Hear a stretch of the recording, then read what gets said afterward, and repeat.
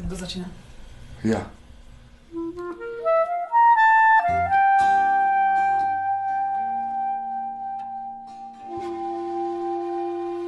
Ahojte, dobrý deň, ja sa volám Branislav Dugovič, som hudobník, autor hudby, hrám najmä na dýchových nástrojoch, klarinete s basklarinetom, ale občas aj na nejakých iných. Moju hudbu môžete nájsť na Spotify, Bandcampe, YouTube aj v mnohých iných streamovacích službách.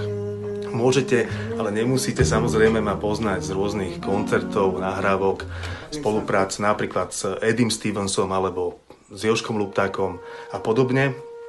No ale prečo robím toto video? Nahrali sme krásnu LP platňu s vynikajúcimi hudobníkmi.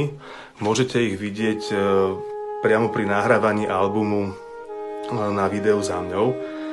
Menovite Veronikou Výtazkovou na rôznych flautách, píšťalách z celého sveta. Ak máte Netflix a pozeráte tam seriály, tak často môžete tieto nástroje práve tam počuť.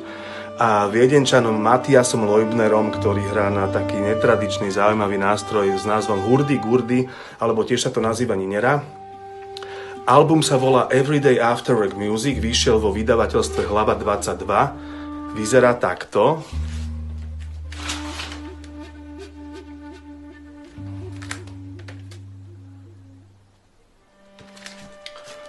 Je po tom obale celofánovom so suchým zipsom, z ktorého si ho môžete vybrať a dať ho tam zase naspäť.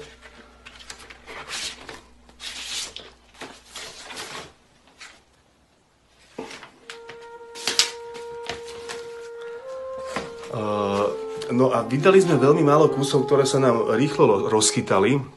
Chceli by sme urobiť dotlač, takže ak máte záujem o meditatívnu hudbu, pri ktorej sa dá rozjímať, prípadne cítite túto potrebu po príchode z práce domov, máte radi netradičné nástrojové kombinácie a podobne, alebo niekoho takého poznáte, a samozrejme máte doma gramofón, alebo dotyčná má doma gramofón, tak toto je práve pre vás.